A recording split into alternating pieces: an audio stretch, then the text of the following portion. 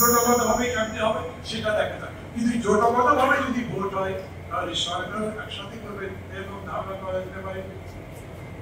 রাজনীতির কিছু কিছু বিষয় আছে, একটু আগে আমি যেমন বললাম সব কথা স্পষ্ট করে বলা যায় না, কিন্তু আপনি যদি বলতে পারেন নিজের কাছে যদি আপনি স্পষ্ট থাকেন তাহলে আপনি আপনার কর্মী নেতা জনগণকেও বলতে পারবেন আমি এই চাই, এই শর্তে, এই ভাবনায় আমি ওই দলের সাথে ঐক্যবদ্ধ হয়েছি, এই শর্তে আমরা একটা গণতন্ত্র মঞ্চ করেছি। যেমন আমরা তখন গণতন্ত্র মঞ্চ কেন করেছিলাম, আমরা যারা আন্দোলনের ব্যাপারে দৃঢ় ছিলাম।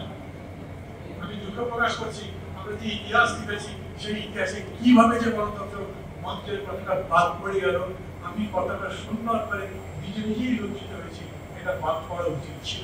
আমি একাই যারা যারা এই ইতিহাস তৈরিতে ব্যস্ত ছিলাম তাদের সবারই করে থাকা উচিত ছিল।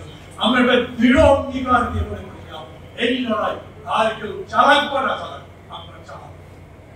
28 অক্টোবরের পরে যখন বিএনপি নেতাদের যেখানে পাচ্ছে সেখানে তখন আমরা প্রতিদিন ঢাকার রাজপথে এই প্রেস ক্লাবে 92 নম্বর পর্যন্ত মিছিল করেছি, প্রতিদিন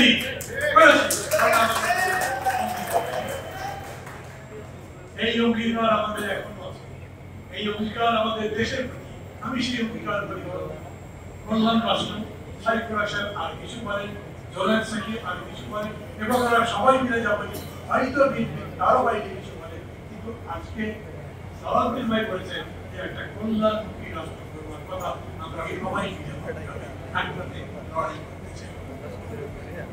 আমরা সেইভাবে কিন্তু এগিয়ে গেছি, এবং এই কারণেই এমনি বসে থাকতে থাকতে উনি আমাকে জিজ্ঞেস করলেন ভাই কি বলবো, আমি বললাম একটাই বলেন, এই যে সংস্কারের প্রক্রিয়া এখনো চলছে এটাতে হতাশা ছড়াবার জায়গা নেই, এইটা আমরা সফলতার জায়গায় গিয়ে এখন পরিস্থিতিটা এমন এই সংস্কার আমরা কি চাই কিভাবে চাই তা আমরা যা বলবো সেরকম করেই হয়তো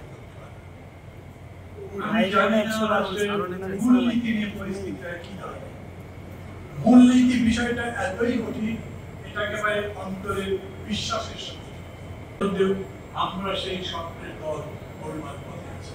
ডক্টর ইউনূস যেরকম করে বলছেন সেরকম আমরা যেরকম করে স্বপ্নের দল অথবা একটা ভালো দল, একটা কল্যাণ রাষ্ট্র গড়বার উপযোগী দল গড়ে তোলা যায় সেই দল গড়ে তোলার চেষ্টা করছি।